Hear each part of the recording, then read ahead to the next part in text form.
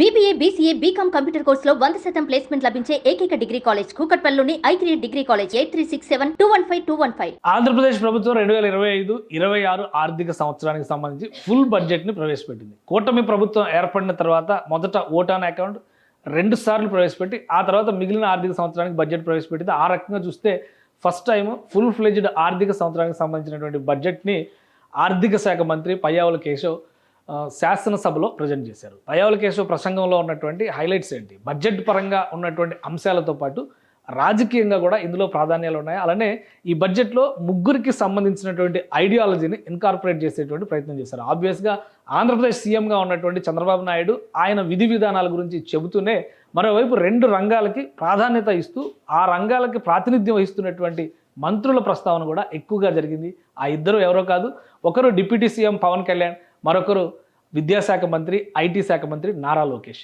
2 అంశాలని ఈ ఇద్దరు శాఖలకి సంబంధించినటువంటి అంశాలను వివరించడంతో పాటు ఓవరాల్గా బడ్జెట్ని 3 ప్రాధాన్యత అంశాలుగా రాష్ట్ర ప్రభుత్వం విశ్లేషించింది.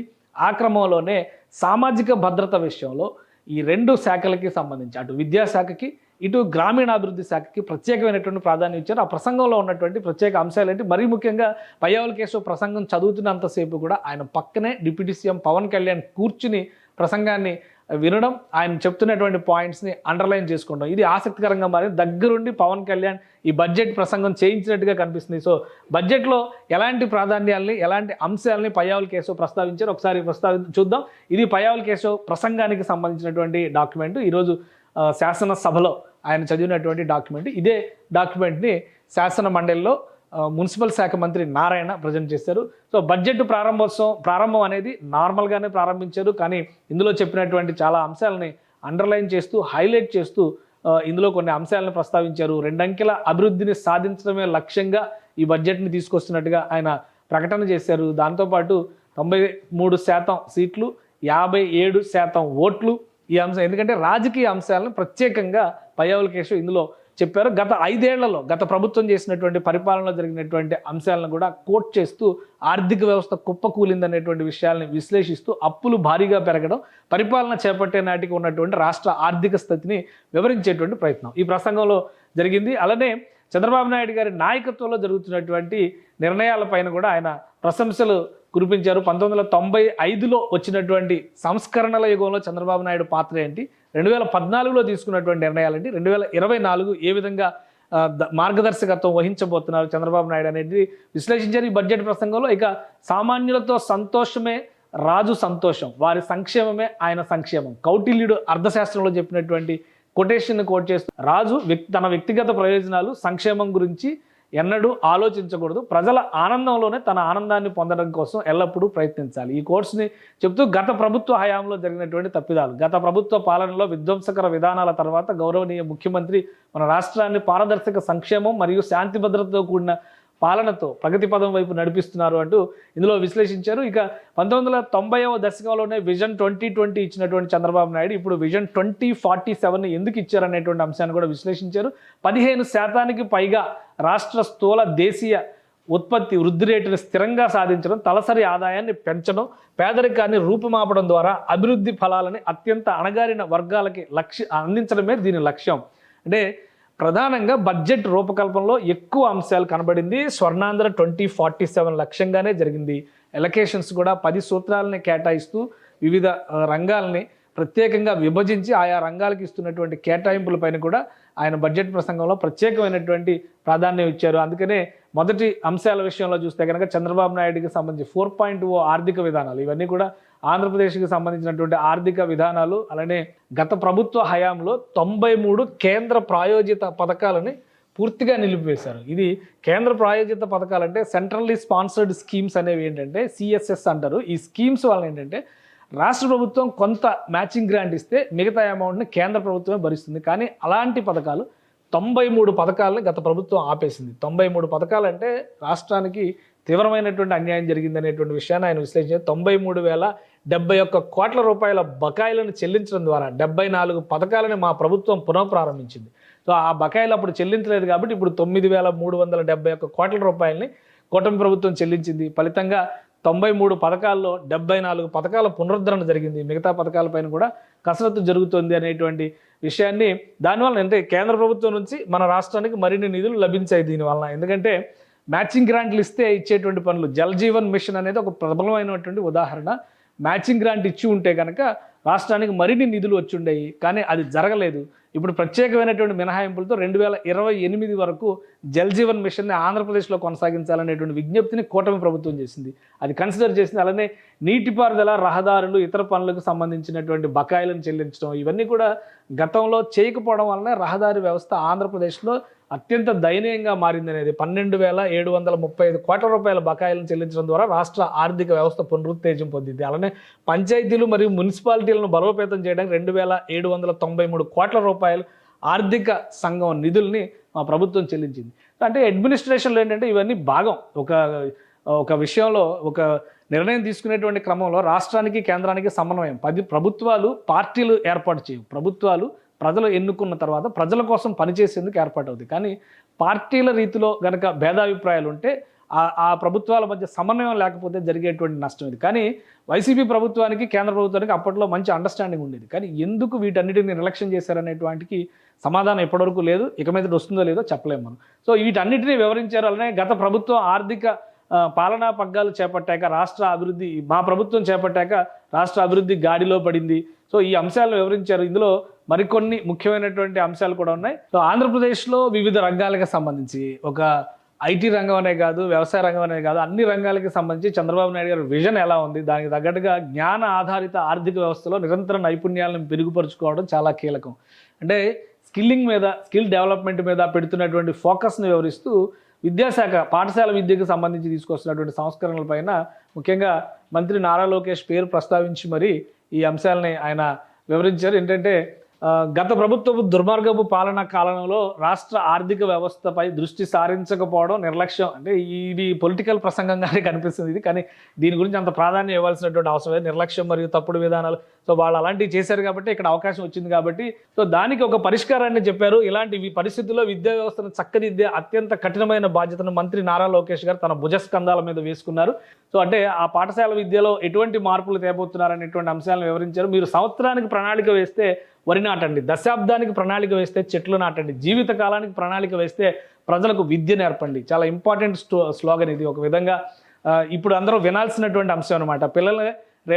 నేటి పిల్లలే రేపటి భవిష్యత్తుని ఎందుకు చెప్తున్నారంటానికి ఇది ఒక సూత్రీకరణగా మనం చూడాల్సి ఉంటుంది. ప్రతి తల్లి తన పిల్లలను పాఠశాలకు పంపేలా ప్రోత్సహించే లక్ష్యంతో మరో సూపర్ 6 హామీని అమలుపరిచే దిశగా తల్లికి వందనం పథకాన్ని ప్రారంభిస్తున్నాం. 2025-26 విద్యా సంవత్సరం నుంచి ఈ పథకం కింద 15,000 రూపాయలని ఆర్థిక సాయాన్ని అందించనున్నాం. చదువుకునే ప్రతి విద్యార్థి తల్లికి ఈ పథకాన్ని అందించడానికి కేటాయింపులు జరుపుతున్నాం. దీనికి సంబంధించి ఎలకేషన్స్ కూడా చేసింది. అలానే ప్రైవేటు పాఠశాలలో, ప్రభుత్వ మరియు ప్రైవేటు పాఠశాలలో 1 నుంచి 12వ తరగతి వరకు చదువుతున్న పిల్లలందరికీ ఇది వర్తిస్తుంది. ఇది ఒక శుభవార్తగా చూడాలి. ఎందుకంటే ఈ విద్యా సంవత్సరం నుంచి అమలు చేస్తామని బడ్జెట్లో పెట్టారు, కేటాయింపులు చేశారు కాబట్టి దానికి అర్హతలను బట్టి ఎంపిక చేసేటువంటి ప్రక్రియ ముందుకు సాగుతుంది. ఇంటర్మీడియట్ వరకు అంటే +2 వరకు ఉండేటువంటి పిల్లలందరికీ కూడా ఈ స్కీమ్ ఇస్తారు. అదేవిధంగా సర్వేపల్లి రాధాకృష్ణన్ విద్యామిత్ర పథకం ద్వారా 35.69 లక్షల మంది విద్యార్థులకు ఉచితంగా పుస్తకాలు, యూనిఫామ్లు, డొక్కా సీతమ్మ మధ్యాహ్నం బడి భోజనం ద్వారా పిల్లలకు పౌష్టికాహారం అందిస్తున్నాం. సో ఇవన్నీ కూడా ఇందులో విశ్లేషించారు. అలానే ఉపాధ్యాయులకు స్నేహపూరిత వాతావరణంలో కూడిన విద్యా వ్యవస్థ కోసం గౌరవనీయ మానవ వనరుల అభివృద్ధి శాఖ మంత్రి నారా లోకేష్ గారి చొరవతో మా ప్రభుత్వం అన్ని పాఠశాలలకు ఉచిత విద్యుత్తుని అందించాలని నిర్ణయించింది. ఇది ఒక మంచి వార్తగా మనం చూడాలి. ఎందుకంటే చాలా చోట్ల గవర్నమెంట్ స్కూల్స్ ఎలక్ట్రిసిటీ బిల్లు కట్టలేదని చెప్పిన పవర్ కనెక్షన్స్ తీసేసిన పరిస్థితులు చాలా చూసాం. ఆంధ్రప్రదేశ్ ప్రభుత్వం ఈ విషయంలో ఒక కీలకమైన నిర్ణయం తీసుకున్నట్టుగా మనం చూడాల్సి ఉంటుంది. ఈ ఉన్నత విద్యలో తీసుకొస్తున్నటువంటి సంస్కరణలు పాలిటెక్నిక్లకు సంబంధించి కానీ, డిసిప్లినరీ పరిశోధన విశ్వవిద్యాలయాలకు సంబంధించి కానీ, ప్రపంచవ్యాప్తంగా ఉన్న ప్రముఖ 100 విశ్వవిద్యాలయాలు మన రాష్ట్ర విశ్వవిద్యాలయాలని నిలపడమే లక్ష్యంగా పనిచేస్తున్నారు. చాలా బాగుంది వినడానికి. ప్రపంచ స్థాయి విద్యా సంస్థలు ఆంధ్రప్రదేశ్లో ఉండాలనేటువంటి సంకల్పంతో రాష్ట్ర ప్రభుత్వం పనిచేస్తుందని చెప్పి వివరించారు. ఇక విద్యాశాఖకు సంబంధించినటువంటి అంశాలు ఇవి. అలానే ఆరోగ్య శాఖకు సంబంధించినటువంటి కేటాయింపులు. ఇక ప్రత్యేకంగా గ్రామీణాభివృద్ధి శాఖ పైన ప్రత్యేకంగా మాట్లాడారు. దీన్ దయాళ్ ఉపాధ్యాయ చేసినటువంటి స్టేట్మెంట్ పంచాయతీరాజ్ మరియు గ్రామీణాభివృద్ధి శాఖకు సంబంధించి గ్రామాలు శక్తి సంపన్నమై స్వయం సమృద్ధి మరియు సాధికారతలతో తొలతూగకపోతే దేశాభివృద్ధి అసంపూర్తిగానే ఉండిపోతుంది. దీన్ దయాళ్ ఉపాధ్యాయ చెప్పినటువంటి స్టేట్మెంట్ ఇందులో పొందుపరిచారు. ఇక పవన్ కళ్యాణ్ గారి పేరు ప్రస్తావిస్తూ రాష్ట్ర గ్రామీణ ఆర్థిక వ్యవస్థపైన ఎలాంటి ప్రభావం చూపింది గత ప్రభుత్వం తీసుకున్నటువంటి నిర్ణయాలు. గత ప్రభుత్వం రహదారులు, తాగునీరు వంటి కనీస సౌకర్యాలని పొందడం ప్రజల హక్కు అయినప్పటికీ గత ప్రభుత్వం వీటిపైన దృష్టి పెట్టలేదు. స్థానిక సంస్థల నిధులని పక్కదారి పట్టించడం వలన రాష్ట్ర గ్రామీణాభివృద్ధి వ్యవస్థపై ఇది తీవ్ర ప్రభావం చూపిందని, పంచాయతీల హోదాను దిగజార్చిందని చెప్పని వ్యాఖ్యానించారు. ఇక గౌరవనీయ ఉప ముఖ్యమంత్రి పవన్ కళ్యాణ్ గారి మార్గదర్శనంలో ప్రజల జీవన ప్రమాణాలను మెరుగుపరచాలనేటువంటి లక్ష్యంతో మా ప్రభుత్వం గ్రామీణాభివృద్ధిలో ముందడుగు వేస్తోంది. తదితర 30,000 రకాల పనులని మంజూరు చేయడం జరిగింది. 4,300 కిలోమీటర్ల మేర మంజూరైన సీసీ రోడ్లలో ఇప్పటికే 3,000 కిలోమీటర్ల మేర రోడ్లు పూర్తయ్యాయి. మరో 1,300 కిలోమీటర్ల మేర రోడ్ల నిర్మాణం తుది దశలో ఉన్నాయి. వీటి ఫలితంగా గ్రామీణ ప్రాంతాల్లో పరిశుభ్రమైన వాతావరణం ఏర్పడి ఆర్థిక కార్యకలాపాలు, ఉపాధి కల్పన జరిగింది. సో ఇది అంటే ప్రాధాన్యత అంశాలను వివరించడంతో పాటు లీడర్షిప్ కూడా ప్రాధాన్యత ఇచ్చారు. అలానే కేంద్ర ప్రభుత్వానికి సంబంధించిన ఇక స్మార్ట్ ఎల్ఈడి ద్వారా వీధి దీపాల కార్యక్రమం, ఇది కూడా గత 5 ఏళ్లలో ఆగిపోయింది. గత 5 ఏళ్లలో ప్రభుత్వం స్మార్ట్ ఎల్ఈడి దీపాలని పూర్తిగా నిర్లక్ష్యం చేసింది. 150 కోట్ల రూపాయల మేర బకాయిలను చెల్లించడం ద్వారా కూటమి ప్రభుత్వం దాన్ని పునరుద్ధరించిందని వివరించారు. జల్ జీవన్ మిషన్ ఆగస్టు 15, 2019లో ప్రారంభించినప్పటి నుంచి 2024-25 వరకు 13,499 కోట్ల రూపాయలను కేంద్ర ప్రభుత్వం కేటాయించినప్పటికీ గత ప్రభుత్వం మన రాష్ట్ర వాటా సకాలంలో విడుదల చేయకపోవడం వల్ల కేవలం 2,255 కోట్ల రూపాయలు, చూడండి ఇక్కడ 2,255 కోట్ల రూపాయలు రిలీజ్ చేస్తే 13,500 కోట్ల రూపాయలు దాదాపుగా వచ్చేటువంటి పరిస్థితి ఉంటుంది. అంటే ఇవే సెంట్రల్లీ స్పాన్సర్డ్ స్కీమ్స్ని సద్వినియోగం చేసుకోవడం. అంటే ఈ విషయాల్లో చంద్రబాబు నాయుడు గారు ఎక్స్పర్ట్. గతంలో కూడా ఆయన పరిపాలన సమయంలో కేంద్ర ప్రభుత్వ పథకాలని మ్యాక్సిమం లెవెల్లో సద్వినియోగం చేసుకున్నటువంటి సందర్భాలు దానికి చరిత్ర ఆధారాలు కూడా ఉన్నాయి. సో ఇక్కడ ఈ స్కీమ్ ఆగిపోవడం వల్ల గ్రామీణ తాగునీటి సరఫరా అనేది ఒక రకంగా డోలాయమానంలో పడింది. దాన్ని ఈ వినియోగించుకోవడం ద్వారా ఇప్పుడు రాష్ట్రం మరొకసారి జల్ జీవన్ మిషన్ని ప్రజలందరికీ అందుబాటులోకి తీసుకొస్తున్నట్టుగా వివరించారు. ఇక ఛత్తీస్గఢ్, జార్ఖండ్, గుజరాత్, ఒడిషా వంటి రాష్ట్రాలు 2023-24 సంవత్సరానికి కేంద్రం నుంచి మనకంటే తక్కువ కేటాయింపులు పొందినప్పటికీ మన రాష్ట్రం కంటే అవి ఎక్కువ నిధులను వినియోగించుకున్నాయి. ఎందుకంటే సెంట్రల్లీ స్పాన్సర్డ్ స్కీమ్స్కి ఒక అడ్వాంటేజ్ ఉంటుంది. కేంద్ర ప్రభుత్వం ఇచ్చినటువంటి లక్ష్యాన్ని కనుక కంప్లీట్ చేస్తే ఎడిషనల్ రిక్వైర్మెంట్స్ని కనుక మళ్ళీ కేంద్ర ప్రభుత్వానికి రిక్వెస్ట్ రూపంలో పంపిస్తే కన్సిడర్ చేసేటువంటి అవకాశం ఉంటుంది. అసలు వచ్చిన శాంక్షన్ అయిన నిధులనే ఉపయోగించుకునేటువంటి ప్రభుత్వాలకి, రాష్ట్రాలకి కేటాయింపులు జరగడం అనేది అసాధ్యం. సో ఇలాంటివి చాలా ఉన్నాయి. గ్రామీణాభివృద్ధి శాఖలోనే ఇలాంటివి ఎక్కువ జరిగినాయి. పవన్ కళ్యాణ్ గారు బహుశా ఆ శాఖ తీసుకోవడానికి కీలకమైనటువంటి కారణం కూడా అది అయి ఉండొచ్చు. అందుకనే ఇంకొక విషయం కూడా ఇక్కడ వివరించారు చూడండి. గ్రామీణాభివృద్ధి ఉపాధి హామీ పథకానికి సంబంధించి 45.30 లక్షల కుటుంబాలకు చెందిన 72 లక్షల మందికి ఉపాధి కల్పించడం జరిగింది. మా ప్రభుత్వం రైతులకు మేలు చేకూరేలా పొలాలకు అనుసంధాన రహదారులను వేస్తుంది. అన్ని గ్రామాల్లో స్వచ్ఛ భారత్ మిషన్ కింద ఘన మరియు ద్రవ వ్యర్థాల నిర్వహణ కార్యక్రమాలు చేపట్టడం వల్ల అవి పరిశుభ్రమైన మరియు ఆదర్శ గ్రామాలుగా రూపాంతరం చెందుతున్నాయి. ఇది కేంద్ర ప్రభుత్వ పథకమే ఇది కూడా. సో గ్రామీణాభివృద్ధి శాఖ అనేది చాలా ముఖ్యమైనటువంటిది. ప్రధానమంత్రి గ్రామ సడక్ యోజన, ప్రధానమంత్రి ఆంధ్రప్రదేశ్ గ్రామీణ రహదారుల అనుసంధాన ప్రాజెక్టు, జాతీయ వ్యవసాయ మరియు గ్రామీణాభివృద్ధి బ్యాంకు అంటే నాబార్డు కింద వేస్తున్నటువంటి రోడ్లు, వీటన్నిటినీ ఇందులో వివరించారు. సమగ్రమైనటువంటి విశ్లేషణ చేశారు. 2025-26 సంవత్సరానికి సంబంధించి పంచాయతీరాజ్ శాఖకి 18,847 కోట్ల రూపాయలు కేటాయింపు చేస్తున్నట్టుగా కూడా ఇందులో ప్రతిపాదించారు. సో అంటే ఓవరాల్గా బడ్జెట్లో అన్ని శాఖలకి సంబంధించినటువంటి విశ్లేషణలు ఉన్నాయి. కానీ ఎక్కడైతే గత ప్రభుత్వ హయాంలో ల్యాప్సెస్ జరిగినాయో ఈసారి బడ్జెట్లో దానిపైన ఎక్కువ ఫోకస్ పెట్టినట్టుగా పయ్యావుల కేశవ్ గారి విశ్లేషణ జరిగింది. కొంత రాజకీయ అంశాల ప్రసంగాలు ఉన్నాయి, ఎందుకంటే రాజకీయ నాయకులు కాబట్టి అదే చేస్తారు. కానీ ఒక బడ్జెట్ని అకౌంట్ డాక్యుమెంట్గా కనుక మనం చూస్తే కనుక గతంలో వేసినటువంటి బడ్జెట్ లెక్కల కంటే ఈసారి వేసినటువంటి లెక్కలు కొంత సహేతుకంగా కనిపిస్తున్నాయి.